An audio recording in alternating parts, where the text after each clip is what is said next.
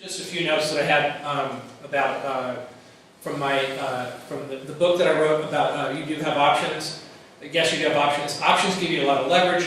They allow you to do something. If you have patience, it'll pay off for you. It'll allow you to do something. Just do something. Make a trade. Protect your position. Take money off the table. Whatever you have to do. I always tell people, just do something. Don't feel like your feet are stuck in cement.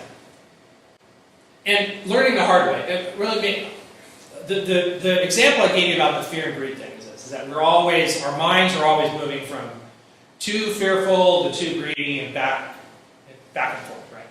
Our minds, so that means our minds are, we repeat things over and over and over again. These patterns are, when it comes to wealth and money, it's all about fear and greed. When we do repeat things over and over again, it's recognizable to us, but it's also really recognizable to everybody else. We need to break these habits so we have the power to succeed and to make better trades. Change is the hardest thing to do. But I'll tell you what, one of the things that I've benefited from over the years is being able to recognize the fact that, I'm not some super trader, I'm not some super thinker, that I can get it right every single time. That, maybe if somebody else has got a little better method, maybe I can learn something else from somebody else. And that allows me to get my ego out of the way. You can see at the bottom over here, ego gets in the way when we're wrong. Instead of admitting it, making matters worse. And we talked about luck earlier. Sometimes it's good to be a little bit lucky. Luck is where preparation meets opportunity. Nothing wrong with having a little bit of luck. I've had some great luck with some trades on Netflix and Amazon. Let me tell you my quick Netflix story. It was back in what was it, October? Yeah, it was last October. So Netflix, it was about 2 weeks before the earnings came out, right? Obviously, I like to play the earnings, right? So the stock was trading at about, 440, roughly, 440, 445. Volatility was really kind of low. So about 2 weeks before the options, before the earnings came out, and a few weeks before the options expired, right? So I'm pricing these things out. And so I look at a strangle, the 500-400 strangle. So with the 500-400 strangle, so the stock is at 440, right? So think about this for a minute. I want to get long a 500 call, so I'm pretty bullish there. And I also want to be long a 400 put. I'm bearish there, right? So I'm playing that volatility. I'm looking for a big move. I don't care what direction it is. It can go to 600, it can go to 200. I don't care. I just want a big move, right? So I get into this trade. Surprisingly, it was really cheap. I mean, usually, I think Netflix is always an expensive stock. I mean, options are really expensive. Volatility is really, really high. I bought this strangle for like $2.80. Couldn't believe it. It was like totally. This is 2 weeks before the earnings came out. So maybe the market wasn't paying attention because it was in the middle of October, or first week of October. In any event, the earnings came out and the stock absolutely just got pasted. It was down $120 from that price. So my options, which I paid $2.80 for, I cashed out at $64.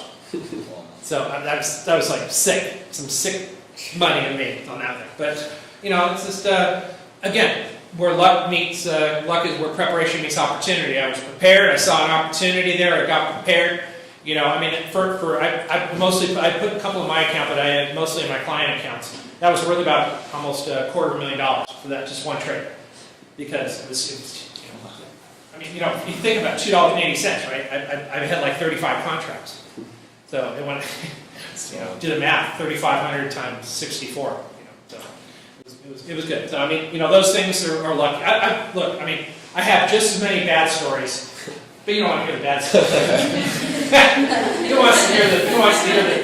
wants to hear the stuff where I lost money, right? When it comes to money, we're all driven by fear and greed. We've talked about this before. We move along that spectrum. As hard as we try, we cannot seem to shape the emotion. We're all victims of using the emotions. And one of the things that you'll learn as you move along, if you become you become risk managers or investment managers or something like that, is the concept of people talking about what's called the black box theory, computerized programming and stuff like that, okay? Yeah, it works for some, okay? But recognize something, that these black box type systems don't really take the emotions into account, do they? No, they don't. How can a computer program, all it's talking about is pricing and volume and other elements as well too. It's not talking about human emotions. We see that on the chart. I'm old school when it comes to looking at technical analysis and charts, because that is where I've cut my teeth and learned the most about trading, is about human psychology, and those are the things that are apparent to me when I read a chart, when I look at the technicals. But there are times, are there not times when you feel bold and overconfident? Absolutely, I do feel bold and confident sometimes. And as hard as we try, we cannot seem to shake those emotions. Investing and trading is a lonely business. As I told you, I'm very alone when I'm in the garage, except for my assistant trader is with me. My assistant trader is my dog. So I know we only have a little time left over here. Some will always swing for the fences. Always keep yourself in the game. Again, it's about the risk management stuff. Life lessons, not just about trading. Mental aspect of the game. Option traders can make a nice living, even being successful 3 times out of 10. A baseball player, right, can get paid millions of dollars for failing 7 times out of 10. Imagine that, right? You can make a lot of money trading, failing 7 times out of 10 as well too. My percentage is a little bit higher than that, more like 5 or 6 out of. I'm usually right about 5 or 6 times out of 10. But still, I can make more money trading and being even losing as much as I win. Turning off the noise, media distractions. You'll find that as you move along, you'll see show programs like CNBC and Bloomberg. I keep CNBC on, but I usually keep it on mute. Only put it on when I see a good interview or something like that that I really want to take a look at. All these things, all these pundits, hedge fund managers, people with influence will guide you, I promise you, in the wrong direction every single time. Turn that noise off. And finally, do your homework. You guys know how to do homework, right? You're all in school, right? So you know what I'm talking about. Read, practice, focus, concentrate on what you're doing, absorb it all, and fail and succeed at the same time. You can do that. You want to fail and to succeed. A guy, again, let's go back to the baseball analogy. A guy can strike out 33 times in a row, or make out 33 times in a row. And he feels like a failure, right? But that 34th time, he could be going up there with the bases loaded and 2 outs. Their team is down by 3, and he hits that home run. And all of a sudden, he goes from being a GOAT to a hero, right? And that's all that matters. Is that if you experience failure and success along the way,